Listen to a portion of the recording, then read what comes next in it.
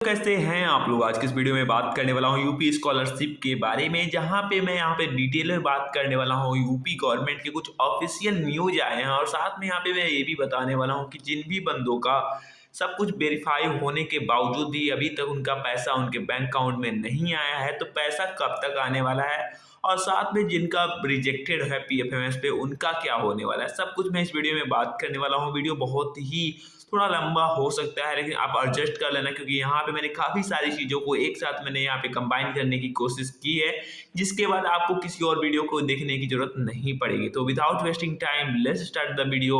उससे पहले मेरे चैनल पहली बार आया तो चैनल को सब्सक्राइब कर देना और बेल आइकन को भी ऑन पर सेट कर देना। और आपको वीडियो हल्का सा भी हेल्पफुल लगे तो प्लीज़ लाइक कर देना और साथ में आपको कोई भी प्रॉब्लम हो, कोई भी इशू हो तो आप नीचे कमेंट लिस्ट खाली जहाँ आप कमेंट कर देना। मुझे जब भी मौका मिलेगा मैं आपको रिप्लाई करने की कोशिश करूंगा और आपके प्रॉब्लम सॉल्व करने की कोशिश करूंगा। तो चलिए वीडियो को स्टार्ट करते हैं। तो सबसे पहली बात यहाँ पे मैं कुछ टॉपिक को यहाँ पे ध्यान देने वाला हूँ। तो सबसे पहले जो टॉपिक है मैं उन पर बात करता हूँ। मतलब यहाँ पे कुछ बंदों की जैसे कुछ इशू है, जैसे कि जिन भी बंदों का यहाँ पे मतलब जो कि करंट स्टेटस है वहाँ पे सब कुछ वेरीफाई है। यदि आपका डिस्ट्रिक्ट से वेरीफाई है, बैंक से वेरीफाई है, तो आपको डरने की जरूरत नहीं है मेरे भाई, क्योंकि आपका वहाँ से सब कुछ वेरीफाई हो चुका है। अब आपका जो भी झंझट है, जो भी आपका प्रॉब्लम है, वो कहाँ पे शुरू होगा? वो शुरू होगा पीएफएमएस पे। अब पीएफएमएस क्या है मेरे भाई? पीएफएमएस वही है जहाँ पे आपके बैंक अकाउंट को देखा जाता है कि आपके जो कि स्टेटस को देखा जाता है कि आप जो छात्रवृत्ति के योग्य हैं कि नहीं है, क्योंकि आपको पैसा दिया जाएगा या नहीं दिया जाएगा। बैंक में कोई भी गड़बड़ी तो नहीं है, आपका बैंक में ट्रांजैक्शन है कि नहीं है, सब कुछ वहाँ पे पीएफएमएस देखता है और पीएफएमएस देखने के बाद पीएफएमएस ही आपके पैसे को डिस्ट्रीब्यूट करता है। तो सब कुछ यहाँ पे आपका डिपेंड करने वाला है पीएफएमएस। यदि आपका पीएफएमएस पे सब कुछ वेरीफाई है तो डोंट वरी, आपका पैसा आपके अकाउंट में जब भी डिस्ट्रीब्यूट होगा, जब भी अगर 1 साल बाद भी डिस्ट्रीब्यूट होगा, तो आपके पैसे में आपके 100% आपके बैंक अकाउंट में आएंगे। मैं यहाँ पे बात कर रहा हूँ आपके पैसे आपके अकाउंट में आएंगे यदि आपका वेरीफाई है। तो यदि आपका कुछ एरर आ रहा है, जैसे कि काफ़ी बंदों का यहाँ पे पीएफएमएस में कुछ बंदों का कुछ यहाँ पे एरर आया, जैसे कि उनका आधार, अब जो कि आधार है वहाँ पे डिटेल जो कि ऑलरेडी बेनिफिशियरी डिटेल का कुछ स्कीम में जैसे कुछ ऐसे प्रॉब्लम आ रहा है, वहाँ पे उनका रिजेक्टेड है। और रिजेक्टेड तो काफ़ी दिन से, लगभग 1 महीने 2 महीने से रिजेक्टेड है, बार बार अपडेटेड या क्रिएटेड नहीं हो रहा है, तो उनका क्या होगा?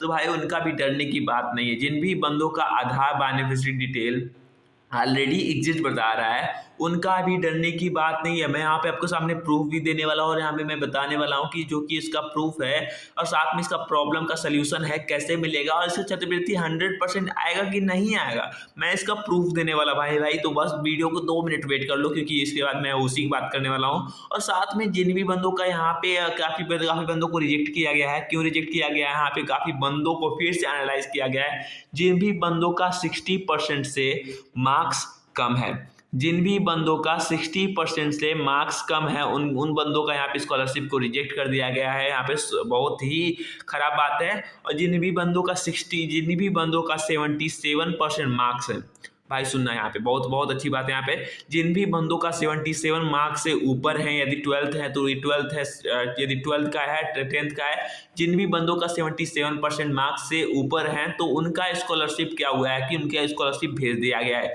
यदि आपका 12th में 10th में मार्क्स 77% थे और आपका पैसा अभी तक नहीं आया, तो एक बार अपने समाज कल्याण विभाग में जाकर प्लीज एक बार बात कर लेना। शायद कुछ एरर आया हो, कुछ आपका कुछ प्रॉब्लम हो, जो कि आपका कॉलेज ही सही कर सकता हो। यदि एक बार आप चेकअप जरूर कर लेना अपने कॉलेज से, क्योंकि यहाँ पे जो कि गवर्नमेंट का ऑफिशियल न्यूज है, मैं यहाँ पे आपके सामने एक इमेज दिखाता हूँ और साथ में यहाँ पे जो कि गवर्नमेंट का न्यूज है सिंपली उसके मैं यहाँ बताता हूँ। जिन भी बंदों का 77% है उन बंदों का यहाँ पे पैसे उनके बैंक अकाउंट में आ गया। तो यहाँ पे मैं प्रूफ देने के लिए सिंपली मैं वीडियो को 2 सेकंड होल्ड करता हूँ।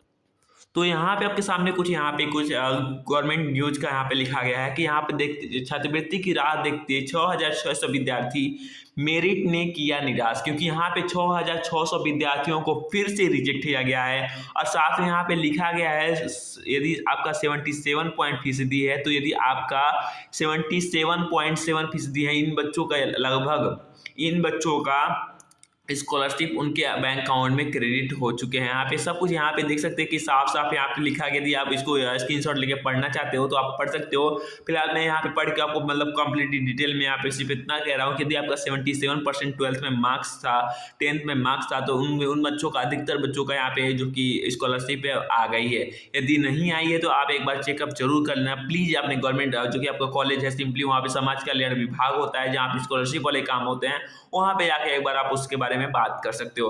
अब बात करते हैं पीएफएमएस पे। जिन भी बंदों का पीएफएमएस पे रिजेक्ट है, सिंपली जिन भी बंदों का पीएफएमएस पे रिजेक्ट है, मैं यहाँ पे आपके सामने एक आईडी शो करता हूँ और यहाँ पे मैं दिखाता हूँ कि इस भाई का जो कि पीएफएमएस पे इसकी आईडी को, यहाँ पे इसकी आईडी को रिजेक्ट किया गया था। इस बंदे की भाई के यहाँ पे आईडी को रिजेक्ट किया गया था, फिर भी यहाँ इसकी जो कि स्कॉलरशिप है 100% आए हैं। तो सिंपली यहाँ पे पेमेंट स्टेटस पे मैं क्लिक करता हूँ, क्लिक करने सिंपली सिलेक्ट कैटेगरी वाले ऑप्शन पे क्लिक करता हूँ, जहाँ पे मैं यहाँ पे एक ऑप्शन मिलेगा आपको एनी अदर एक्सटर्नल सिस्टम के बारे में। सिंपली इस पे क्लिक करने के बाद आपके सामने जो भी डिटेल है यहाँ पे शो हो जाएंगे। सिंपली बेनिफिशियरी डिटेल पे क्लिक करना है और आपको यहाँ पे जो भी इसका आपका आईडी है उसको यहाँ पे आईडी कोड डाल देना है। तो यहाँ पे मैं एक आईडी कोड डाल देता हूँ 1024003008। तो सिंपली यहाँ पे एक आईडी को मैं यहाँ पे डालता हूँ। एक आईडी कोड डालने के बाद कुछ टाइम लोडिंग लेगा। लोडिंग लेने के बाद यहाँ पे कैप्चा कोड है, सिंपली उस कैप्चा कोड को यहाँ पे फिल करना है।